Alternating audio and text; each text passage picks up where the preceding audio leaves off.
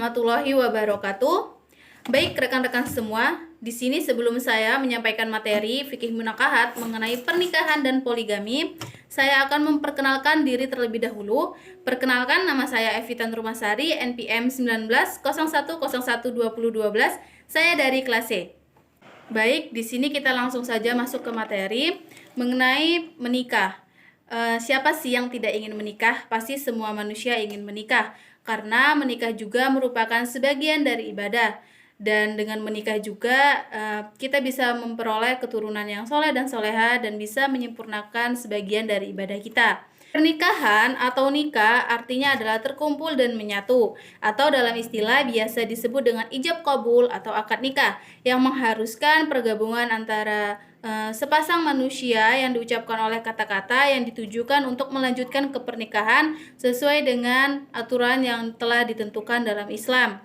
Atau dalam Kamus Besar Bahasa Indonesia, pernikahan biasanya disebut dengan perjanjian antara mempelai laki-laki dan wanita untuk menjadi pasangan suami istri. Selain itu, pernikahan juga bisa dijadikan jalan untuk meningkatkan ukhuwah Islamiyah.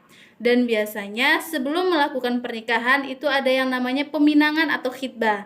Peminangan atau khitbah adalah suatu ikatan janji laki-laki dan wanita untuk melangsungkan ke pernikahan sesuai dengan hari yang telah ditentukan oleh mereka berdua atau hari yang telah disepakati oleh mereka berdua.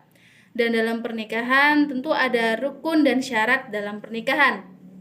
Yang pertama yaitu adanya mempelai laki-laki. Yang kedua adanya mempelai wanita. Dan yang ketiga adanya wali nikah. Wali nikah bagi seorang wanita itu wajib, dan apabila wali dari seorang wanita itu sudah tidak ada atau meninggal, itu bisa digantikan oleh adik dari wali atau saudara kandung dari wali. Nah, dan yang selanjutnya itu adanya dua orang saksi untuk menjadi saksi dalam pernikahan, dan saksi ini harus memiliki 6 syarat. Yang pertama yaitu berjenis kelamin laki-laki, yang kedua beragama Islam, yang ketiga sudah akhil atau balik, yang keempat yaitu berakal, dan yang terakhir adil dan merdeka. Merdeka artinya di sini tidak sedang dalam tawanan atau tidak berstatus budak. Dan yang selanjutnya yaitu ijab qabul. Ijab qabul adalah ucapan orang tua wali mempelai wanita untuk menikahkan kepada sang mempelai laki-laki.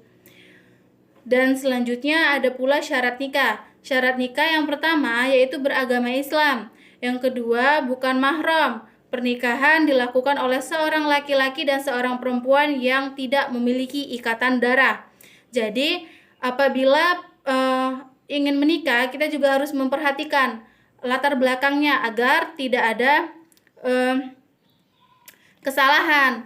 Bisa jadi ditakutkan apabila kita tidak memperhatikan latar belakang atau segala macam, itu bisa ditakutkan ternyata masih memiliki hubungan darah, atau bisa jadi ternyata itu adalah saudara sesusuan, karena barang siapa yang memiliki saudara sesusuan itu tidak bisa dinikahi.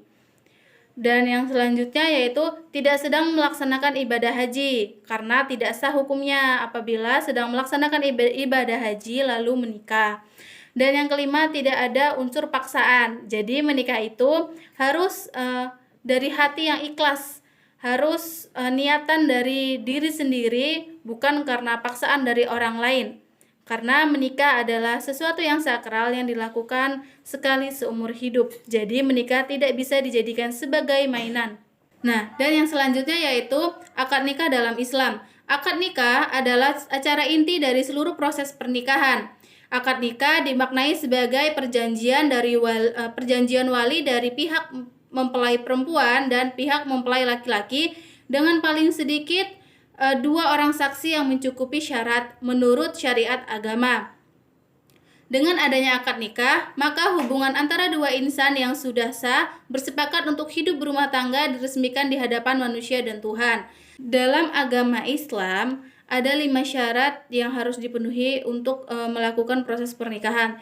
Yang pertama, adanya mempelai laki-laki, yang kedua adanya mempelai wanita, dan yang ketiga adanya wali dari mempelai wanita, yang keempat adanya 2 orang saksi, dan yang terakhir ada ijab dan qabul. Dalam pernikahan harus ada wali dan saksi agar pernikahan sah.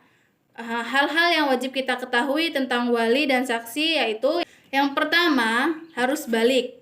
Mengapa? Supaya wali bisa membedakan mana yang hak dan mana yang batil. Kedua, laki-laki. Wali haruslah laki-laki, tidak boleh perempuan. Dan yang ketiga, merdeka. Wali bukan merupakan hamba sahaya. Jadi dipastikan wali sudah merdeka. Dan yang keempat, sama agamanya. Seorang pengantin dan wali harus memiliki agama yang sama karena tidak diizinkan dan pastinya tidak boleh jika wali itu memiliki agama yang berbeda. Karena dalam proses pernikahan pun pastinya sudah berbeda dong. Dan yang kelima yaitu bisa melihat atau menilai. Seorang wali harus bisa melihat dan menilai kira-kira yang menikah dengan anaknya ini laki-laki yang baik atau tidak. Yang keenam, bukan orang yang fasik yang bisa diterima. Karena jika wali tersebut fasik, maka kesaksiannya akan hilang. Namun ada perbedaan pendapat antara ulama. Mayoritas ulama berpendapat bahwa bolehlah wali tersebut fasik, dan ada juga sebagian ulama yang mengatakan bahwa wali itu tidak boleh fasik. Dan yang selanjutnya, kedudukan mahar dalam pernikahan. Dalam Islam disyariatkannya membayar mahar hanyalah sebagai hadiah yang diberikan seorang laki-laki kepada seorang perempuan. Dalam Al-Quran telah ditegaskan dalam surat An-Nisa ayat 4, berikanlah mas kawin kepada perempuan yang kamu nikahi sebagai pemberian yang penuh kerelaan. Dan wajibnya mahar juga didasarkan pada sabda Rasulullah SAW, yaitu berikanlah maharnya sekalipun cincin besi. Hadis riwayat muttafaq alaih. Mahar yang harus dibayarkan ketika akad nikah hanyalah sebagai wasilah atau sebagai perantara, bukan sebagai gaya atau tujuan. Karena Islam tidak pernah menetapkan jumlah besar atau kecilnya mahar. Dan Islam juga tidak pernah membedakan antara kaya dan miskin. Segala nas yang memberikan keterangan tidaklah dimaksudkan kecuali untuk menunjukkan pentingnya nilai mahar tersebut tanpa melihat besar kecil jumlahnya. Jadi diperbolehkan memberikan mahar misalnya hanya dengan cincin besi atau mengajarkan sebagian ayat Al-Quran dengan persyaratan sudah saling disepakati oleh kedua belah pihak yang melakukan akad. Dan materi yang selanjutnya yaitu tentang poligami. Poligami adalah sebuah pernikahan yang menikahi lebih dari satu wanita dalam waktu yang bersamaan, atau bisa jadi dalam kurun waktu yang berbeda atau di waktu yang sudah berganti. Dalam Islam, berpoligami itu diperbolehkan apabila dari pihak pria itu mampu bersikap adil antara istri yang satu dengan istri yang lainnya. Namun apabila tidak mampu, maka tidak diperbolehkan karena poligami tidak bisa dijadikan sebagai mainan. Jika berpoligami itu memiliki tujuan yang baik, tujuan yang benar dan yang jelas, maka poligami itu diperbolehkan. Semisal dia berpoligami karena memiliki tujuan yang baik, jelas dan benar. Contohnya misalnya dia tuh ingin menikahi wanita itu karena ingin membantu perekonomian misalnya, atau menyelamatkan janda-janda yang ditinggal oleh suaminya.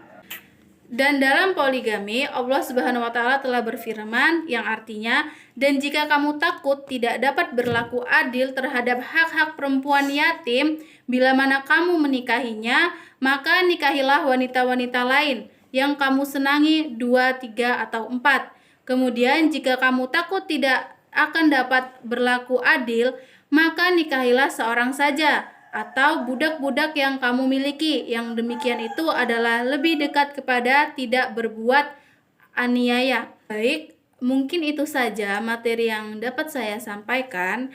Jadi kesimpulan dari materi yang telah saya sampaikan adalah menikah merupakan sebagian dari ibadah. Dan jika kalian ingin menikah, maka kalian harus memiliki tujuan yang baik. Karena menikah merupakan sesuatu yang sakral yang tidak boleh dipermainkan.